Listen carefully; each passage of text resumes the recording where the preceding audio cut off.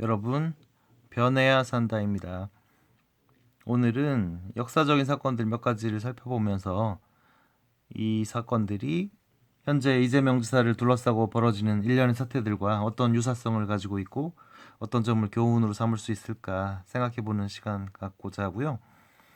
그 전에 김부선 사건은 왜 시궁창 같은 냄새를 풍기나 이런 말씀을 잠시 드리고 싶습니다. 왜 철진한 사건을 말씀드리게 됐냐면 제가 지인과 관련 대화를 하다가 이 사건의 본질에 대해서 다시 한번 생각하게 됐어요. 그래서 여러분들과 나누고자 하는 건데요. 김부선 씨는 에마 부인 시리즈 등으로 에로 배우 이미지를 가지고 있죠. 그리고 남방 열사, 굉장히 강성인 여성으로 비춰주고 있었는데 이런 인물이 갑자기 이재명 지사와의 불륜을 저질렀다라고 본인이 주장을 함으로써 이렇게 강한 여자가 얘기를 할 때는 뭔가 있을 거야. 그리고 어, 에로 배우잖아. 그러면 당연히 뭐 관계가 있었겠지. 같이 잤을 거야. 라는 이런 지저분한 추측이 쉽게 어필이 된다는 점이죠.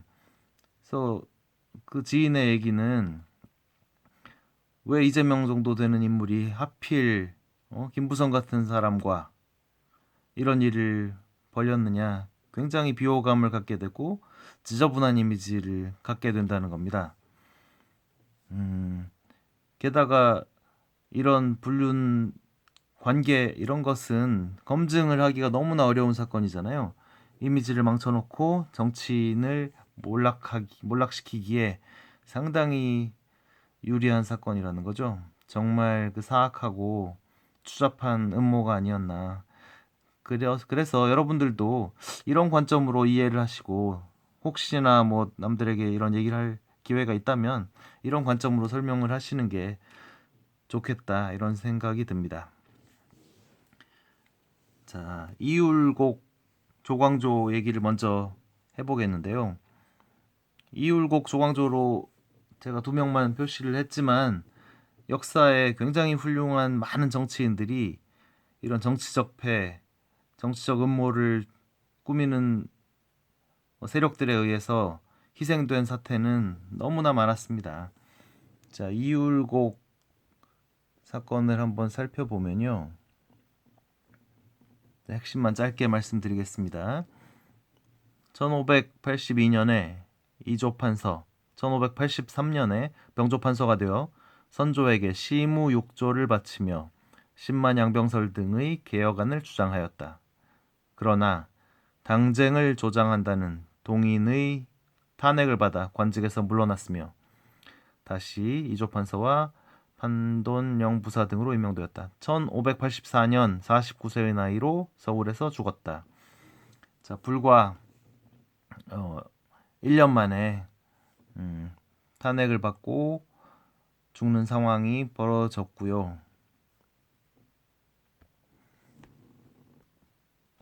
조광조와 김효사와에 대해서는 지난번에 한번 말씀드렸었는데요.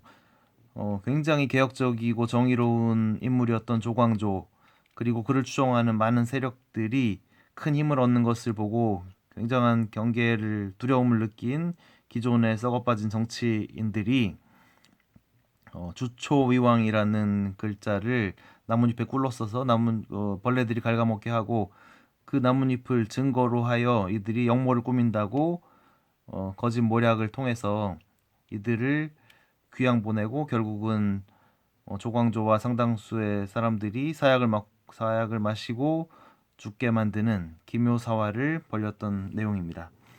이런 어, 부당하고 억울하고 음험한 짓들은 역사를 통해서 계속해서 반복되어 왔고요. 현대 사회라고 해서 전혀 다르지 않다라는 것을 말씀드리고자 하는 것이고요.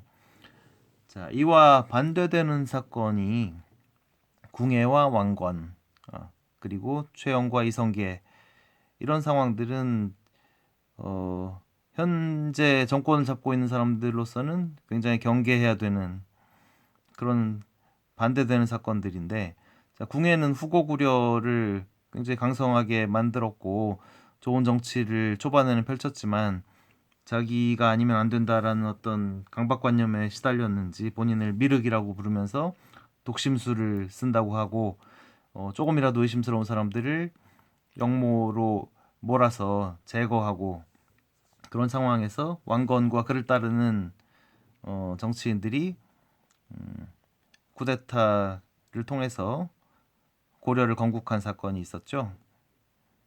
자, 이와 또 유사하게 고려 말기 몽고의 영향을 크게 받고 있을 당시에 최영과 이성계는 요동 정벌을 꿈꿨지만 이성계는 현실적이지 않다라는 이유로 위화도 해군을 통해서 일종의 쿠데타를 일으켜서 조선을 건국한 사건이 있었습니다. 자, 이들은 기존의 정권을 잡고 있는 사람보다 더 많은 국민들의 신망과 또 공적을 쌓았고 이런 것이 이런 정권을 창출하게 되는 기반이 된 거였죠. 이런 상황들을 현재 정권을 갖고 있는 자들은 굉장히 경계할 수밖에 없는 겁니다.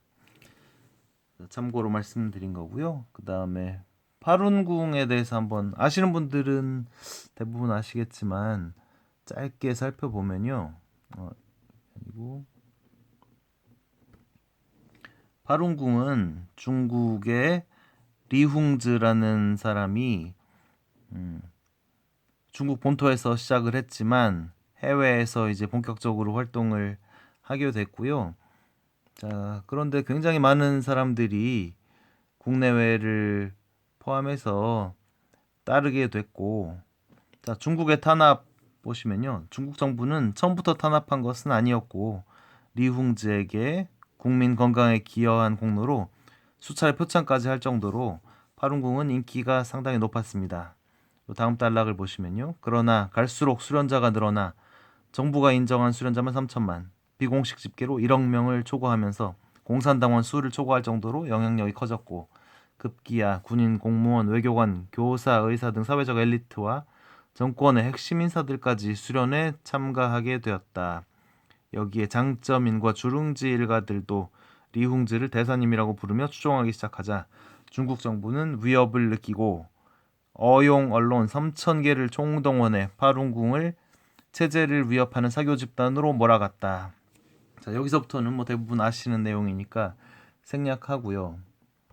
자, 파룬궁이 정치 조직도 아니고 기존 정권을 위협하는 어떠한 역할도 하지 않았음에도 불구하고 이들은 질의 겁을 먹고 위협을 느껴서 이들을 탄압하고 수많은 희생자를 낳는 파룬궁 사태가 벌어졌습니다. 자, 우리가 정상적인 사회고 민주사회라고 믿고 있는지 모르겠지만 이러한 사회 그리고 역사를 통해서 어떠한 건전한 사회에서도 터무니없고 말도 안 되는 정치적인 음모와 박해와 탄압과 희생이 반복해서 벌어지고 있습니다. 이런 것을 무시하고 설마 우리 민주정부에서 이런 일이 어떻게 벌어질 수 있겠어? 이런 안일한 생각이 역사를 거꾸로 돌려놓을 수 있는 겁니다.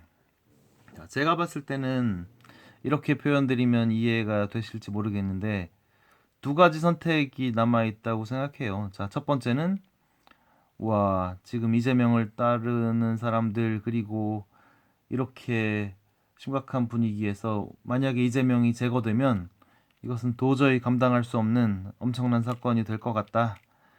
포기해야 되겠다. 가 첫 번째가 되겠고요. 두 번째는 그냥 그러거나 말거나 난리가 나거나 말거나 우리가 가지고 있는 힘으로 다 누를 수 있고 정리할 수 있으니까 일단 제거하고 봐. 이 두 가지 선택 중에 하나만 남아있다. 저는 그렇게 생각돼요. 우리가 할 수 있는 일은 두 번째 선택을 할 수 없고 당연히 도저히 감당할 수 없는 수준의 상황이 벌어질 거라고 믿게 만들고 그런 방향으로 우리가 힘을 모아서 일을 해나가야 된다. 그러기 위해서 당장 할 수 있는 것은 집회를 강하게 만들고 불길을 계속 타오르게 하는 것입니다. 여러분들께서 도와주시리라 믿습니다. 오늘은 이 정도로 마치겠습니다. 고맙습니다.